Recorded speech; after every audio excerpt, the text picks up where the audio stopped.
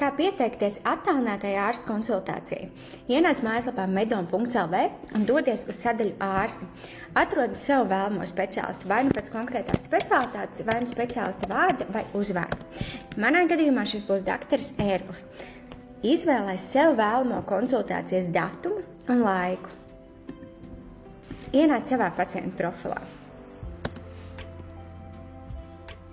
Spied turpināt un veic apmaksu par esošo konsultāciju.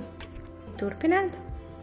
Un šeit jau tu vari aizpildīt sīkāku informāciju par savām sūdzībām, saslimšanām un citiem analīžu vai izmeklējumu rezultātiem.